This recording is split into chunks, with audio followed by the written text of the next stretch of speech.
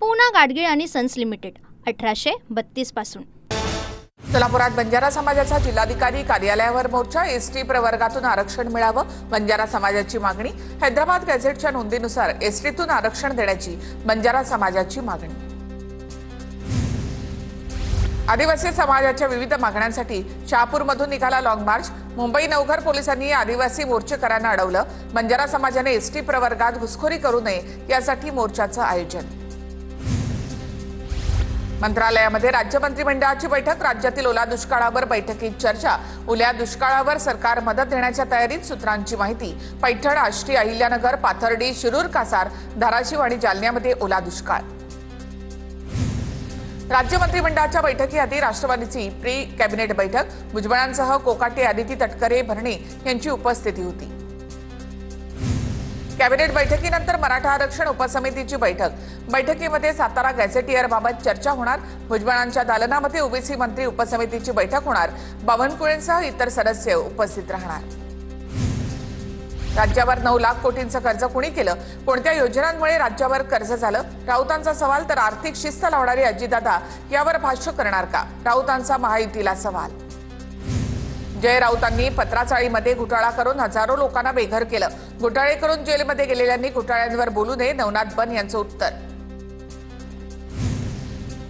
कर्ज काढण्याचे निकष पाळून जनसेवा, यामध्ये गैर काही नाही, राऊतांच्या टीकेवर आशिष शेलार यांची प्रतिक्रिया। राज्य कर्जबाजारी करण्याचं काम चालू। राज्याला कर्जामध्ये बुडवण्यात महायुतीचा मोठा वाटा, नाना पटोलेंची टीका। राज्याचा जीडीपी 50 लाखाच्या वर, राज्याच्या जीडीपीच्या 25% कर्ज घेणं सेफ। भाजप प्रवक्ते विश्वास पाठक यांचं राऊतांना उत्तर।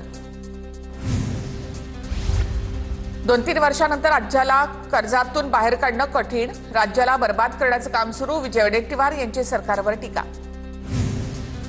शेतकऱ्यांना अजून कर्जमाफी दिली नाही, तातडीने पंचनामे करून शेतकऱ्यांना मदत करण्याची गरज, अन्यथा आत्महत्या वाढतील। राज्यभरामध्ये झालेल्या पावसाच्या नुकसानीनंतर वडेट्टीवारांचं वक्तव्य।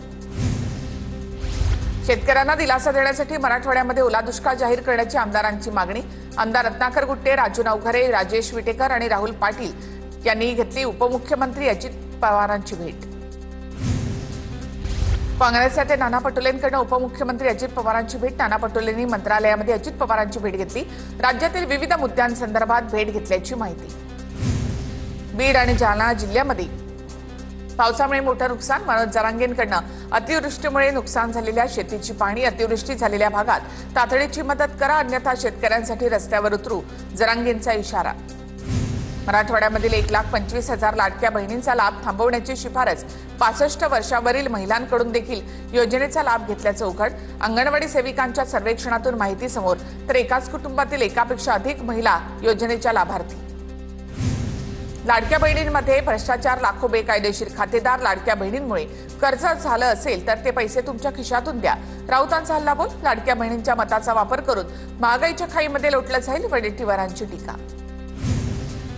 घरात गाडी असल्याचं कारण देत चिपळूणमधील मोलमजुरी करणाऱ्या महिलेचा लाडकी बहीण योजनेतून अर्ज बाद। ज्यांना गरज आहे त्यांना मदत द्या, आमची एक वेळ पोट भरण्याची कसरत असताना गाडी कुठून आणू, महिलेचा संताप।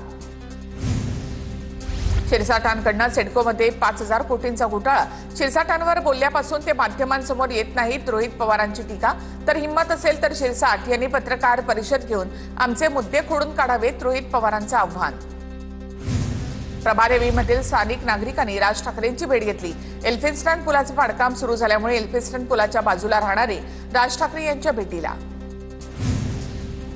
पंतप्रधानांच्या वाढदिवसाच्या निमित्तानं फडणवीसांकडून माय मोदी स्टोरी या नावाने आठवणी शेअर। व्हिडिओमधून फडणवीसांनी मोदींसोबतच्या पहिल्या भेटीबाबतची आठवण सुद्धा सांगितली।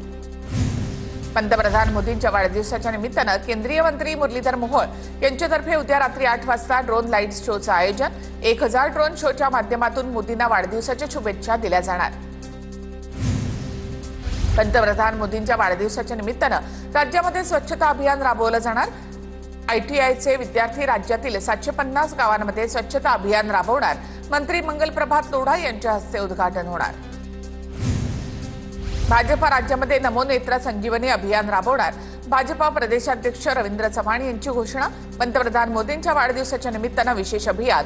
1 लाख मोतीबिंदूंचं ऑपरेशन मोफत करणार। 10 लाख गरजूंना मोफत चष्मा वाटप केलं जाणार। परिवहन मंत्री प्रताप सरनाईकांनी सोलापूरमधील नांदणी चेकपोस्टला भेट देत पाहणी केली। प्रशासनाच्या बैठकीमध्ये मंत्री सरनाईकांनी अधिकाऱ्यांना जाब विचारत फैलावर घेतलं। सोलापूर काँग्रेसच्या माजी आमदार निर्मला ठोकळ यांचं वृद्धापकाळानं निधन। 86व्या वर्षी घेतला अखेरचा श्वास। निर्मला ठोकळ काँग्रेसकडून 2 वेळा आमदार राहिल्या होत्या। विरार चर्चगेट लोकलमध्ये महिलांच्या डब्यामध्ये विकृत नराधमाचा धुडगूस। चित्रा वाघ यांनी घेतली विभागीय व्यवस्थापकांची भेट। निवेदन देऊन तात्काळ सुधारणा करण्याची चित्रा वाघ यांची मागणी। बेकायदेशीर बेटिंग ॲप प्रकरणामध्ये युवराज सिंग सोनू सूदला समन्स। 23 सप्टेंबरला युवराज सिंगला चौकशीसाठी हजर राहण्याचे समन्स, तर ईडीने अभिनेता सोनू सूदला 24 तारखेला चौकशीसाठी बोलावलं। संजय राऊतांचा मंत्री मंगलप्रभात लोढांवर मोठा आरोप। लोढांच्या कौशल्य विकास खात्यामध्ये सर्वाधिक भ्रष्टाचार। नागपूर विदर्भात मोठा भ्रष्टाचार झाल्याची माहिती राऊतांचा दावा। मुख्यमंत्र्यांच्या आदेशानंतर सुद्धा महानगरपालिका आयुक्त मनमानी करत आहेत। आम्हाला लेखी हमी मिळालेली नाही। मीरा भाईंदर काशीगाव मेट्रोचे जमीन वादामुळे काम थांबलं, यावर आमदार नरेंद्र मेहता यांचं स्पष्टीकरण। पूना गाडगीळ आणि सन्स लिमिटेड 1832 पासून